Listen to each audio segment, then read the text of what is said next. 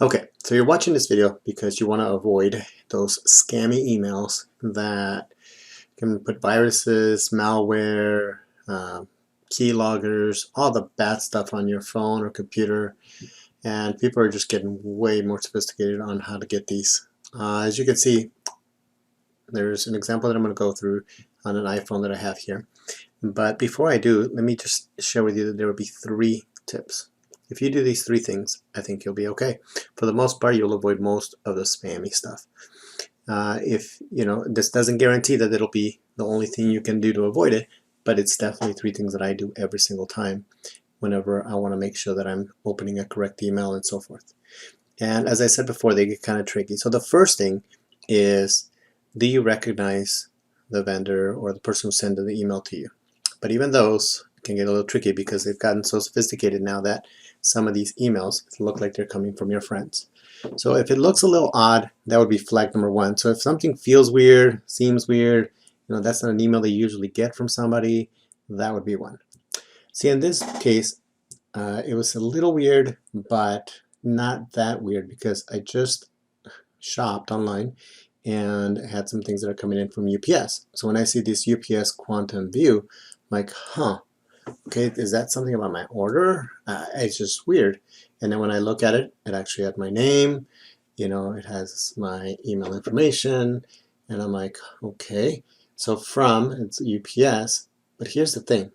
The first thing I do is when I'm not sure, I go look, I click on the actual sender. So if I click on this UPS Quantum View, I can see that it says UPS Quantum View from this UPS at ups-service.com. Now, they see how they're getting very sophisticated here. It makes you think that this is from the UPS, but it's not. It's not at all from the UPS. So if you don't recognize, if you're not 100% sure, then the first thing you can do is actually hop online and see if that is something that other people are having issues with. So let me go ahead and go online real quick and pull up what I found when I searched for that UPS-service scam emails. Hold on. Okay, so I'm back. So all I did is hopped online, opened up a browser, and I said, okay, is there any emails from this UPS-service scams, anything like that? And what I found is that if you notice here, there's other people that are getting the same type of thing. Now, this changes a little bit, UPS-P, UPS-FTT, but there's happening all over the place. So I'm like, that's already, and look at how fancy they're getting. I mean, they even got the logo, they got everything, and it makes it look like it's theirs, which is not a valid link. So if you don't recognize it, definitely don't click on the links. Don't click on anything that seems like it's a click button at all in those emails. I would just go ahead and delete them. So let me go back to the email, and let's take a little closer look.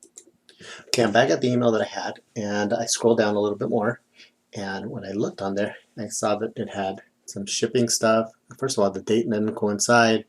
It had my email in there, but it has a link. So I would never click on this link. I'm like, no way. There's no way I'm going to click on it because I don't know it. So honestly, this email, I would just hit the trash button and be done with it. So it doesn't take that long. It takes a lot more to explain it than it is to just actually do it. But just let me review what we've kind of gone over. Number 1, if you don't recognize the sender, you don't know who it is, be very skeptical. Okay? If it feels weird to you, then it probably is. There's a reason for it. Number 2, click on that person who sent it, from who, and 99% of the time you're going to see that it's some funky email. And number 3, never click on any of the links that are within that email or any attachments that it has to it.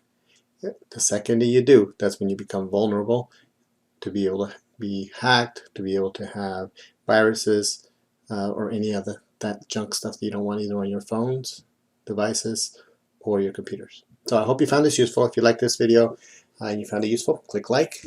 Please share it with others so that they don't run into the same issue of getting either their phones hacked or their information jeopardized in some way, shape, or form.